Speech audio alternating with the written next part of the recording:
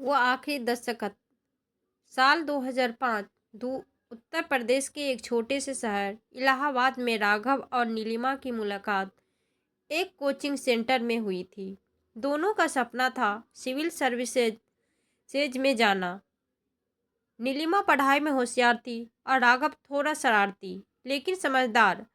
मुलाकातें दोस्ती में बदली, दोस्ती धीरे धीरे प्रेम में। नीलिमा एक मध्यवर्गीय परिवार से थी जहाँ रिश्तों को बहुत महत्व दिया जाता था।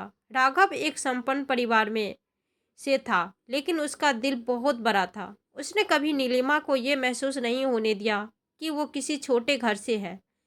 3 साल के प्यार के बाद जब दोनों ने परीक्षा पास की तो शादी का प्रस्ताव रखा गया। राघव के माता पिता थोड़े हिचके लेकिन बेटे की जिद और नीलिमा की सादगी के आगे वो भी मान गए। शादी धूमधाम से हुई। शादी के शुरुआती साल बहुत खुशनुमा थे। दोनों सरकारी अफसर बन चुके थे। दिल्ली में पोस्टिंग मिली थी। साथ रहते, काम करते, सपने देखते। सब कुछ किसी परिंदों की कहानी जैसे लग रहा था। समय बीतता गया। धीरे धीरे काम का दबाव, समाज की अपेक्षाएं और पारिवारिक जिम्मेदारियां बढ़ने लगी।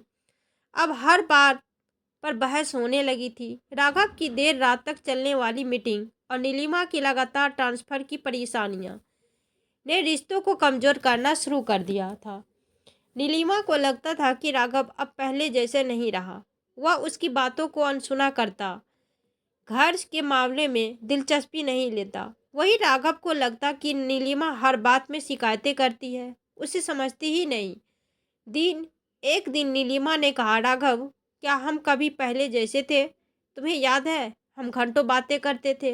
अब तो जैसे दो अजनबी एक ही छत के नीचे रह रहे हैं। राघव ने थके हुए स्वर में जवाब दिया, हर चीज की शिकायतें करना बंद करोगी तो शायद बात कर पाऊं। उस दिन पहली बार दोनों एक ही कमरे में थे लेकिन एक दूसरे से बहुत दूर। समस्या तब बढ़ी जब राघव को चंडीगढ़ में ट्रांसफर मिल गया और नीलिमा को नागपुर। दोनों ने कोशिश की कि एक दूसरे से संपर्क बनाए रखे लेकिन कॉल कम होते गए, मैसेज अधूरे रह जाते और प्यार शायद वो भी कहीं गुम हो गया। नीलिमा ने एक दिन अपनी माँ को बताया कि अब ये रिश्ता शायद नहीं चल पाएगा। माँ माँ सन रह गई। बेटी, तलाक कोई हल नहीं है। समाज क्या कहेगा? रिश्तेदार क्या सोचेंगे? नीलिमा चुप थी। उसे समझ नहीं आ रहा था कि क्या वो सिर्फ समाज के लिए दुखी रिश्ता निभाए। उधर राघव ही परेशानी था। वह खुद दोष दे रहा था लेकिन उसे समझ नहीं आ रहा था कि वह कहाँ गलत हुआ। क्या करियर बनाने की छोर में उन्होंने अपना रिश्ता खो दिया। 3 महीने बाद दोनों एक काउंसलर के पास मिलने को राजी हुए। काउंसलर ने कहा, क्या आप दोनों एक दूसरे को फिर से एक मौका देना चाहेंगे?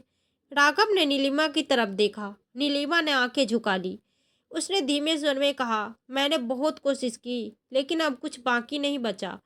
राघव ने सिर झुका लिया। शायद मैं ही काफी नहीं था इस रिश्ते के लिए। दोनों के बीच मौन छा गया, वो मौन जो बहुत कुछ कह गया। अदालत की तारीख आ चुकी थी। दोनों अलग अलग आए। एक वकील ने दस्तावेज सामने रखा। राघव ने पेन उठाया, नीलिमा की तरफ देखा।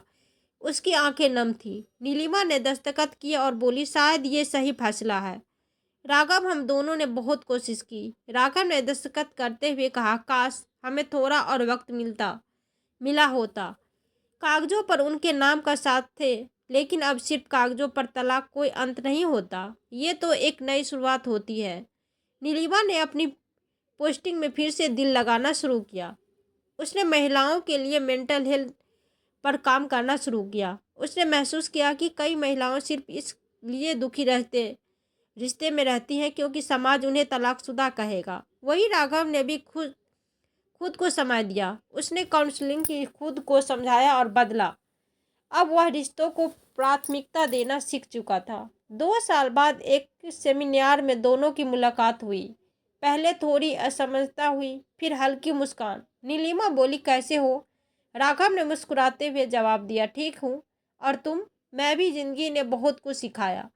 राघव ने कहा, काश ये सब पहले समझ में आया होता। नीलिमा बोली, कुछ चीजें समय पर ही समझ समझ आती है। फिर दोनों अपनी अपनी राह चल पड़े। इस बार बिना कोई बोझ लिए। तलाक कोई हार नहीं होती, न ही ये प्यार का अंत होता है। कभी कभी अलग होना ही दोनों इंसानों की भलाई के लिए होता है। यह एक कठिन निर्णय होता है, लेकिन जब रिश्ते में सिर्फ तकरार, दूरी और दर्द रह जाए, तब खुद को आज़ाद करना जरूरी हो जाता है। नीलिमा और राघव की कहानी उन लोग लाखों कहानियों की तरह है, जहाँ प्यार होता है नहीं,